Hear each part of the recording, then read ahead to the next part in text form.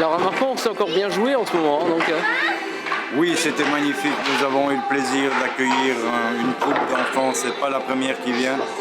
Nous avons été très très heureux de les accueillir. Ils ont montré beaucoup de passion pour concourir à ce jeu. Bien sûr, tout le monde ne peut pas gagner, mais l'important pour ces enfants, c'est qu'ils découvrent des jeux traditionnels, des jeux qui, pour nous, les parents, pour les grands-parents, rappellent leur enfance, rappellent de bons souvenirs et qui pour eux sont une découverte, qui les sort un petit peu des jeux électroniques auxquels ils sont confrontés tous les jours. Et nous avons plus de 30 jeux différents à leur faire découvrir. Des jeux traditionnels, des jeux qui ont été inventés récemment ou bien qui ont une très très longue histoire. Nous avons des jeux que les anciens se rappelleront, dont notamment le Trou Madame, le jeu du sabot, le jeu des étriers, le palais breton, le jeu des anneaux. Et nous sommes très heureux de les accueillir tous les jours cette semaine. Et je pourrais dire encore que nous serons heureux de les accueillir demain samedi de 10h à 12h et de 14 à 18h. Et donc, qui a créé ces jeux?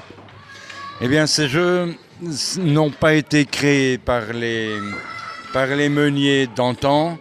Ils ont été réalisés par Alain Bizio, qui est un homme passionné par ces jeux et passionné aussi par les enfants. Ce sont des jeux traditionnels qu'il a remis au goût du jour, qu'il a confectionné lui-même patiemment.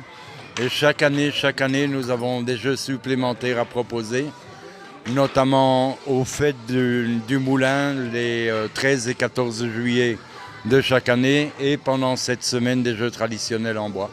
On peut dire que ces jeux sont indémodables? Je ne pense pas qu'ils soient démodables. La preuve en est, c'est que tout le monde encore y participe, tout le monde éprouve la même joie, soit à les découvrir, soit à les redécouvrir parce qu'ils les ont connus dans leur jeunesse. Je ne pense pas que ces jeux soient démodables. C'est un petit peu comme la bicyclette, l'équitation ou la natation. Ce sont des pratiques qui nous rapprochent, c'est très convivial. Ce sont des jeux qui peuvent se pratiquer seuls, à 2, à 3, à 4.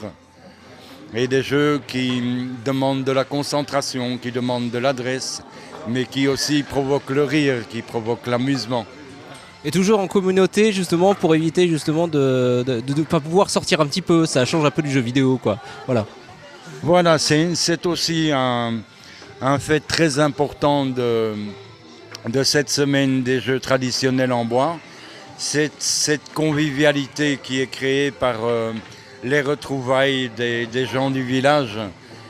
Bon, tout le monde se connaît, mais on n'a pas toujours l'occasion de jouer ensemble. On n'a pas toujours l'occasion non plus de découvrir des nouveaux jeux.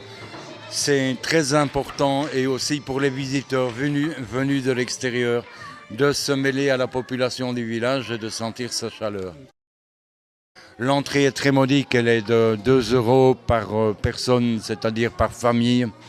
Nous organisons aussi pendant la journée des concours de lancer d'anneaux, ce jeu que vous voyez là derrière moi. Journellement, nous organisons 2 ou 3 parties et le gagnant de chaque partie, dont nous notons les scores, a le droit à un petit cadeau qui est offert par les meuniers de Marpont et aussi par la municipalité de Marpont qui nous a aidés dans le déroulement de cette semaine festive.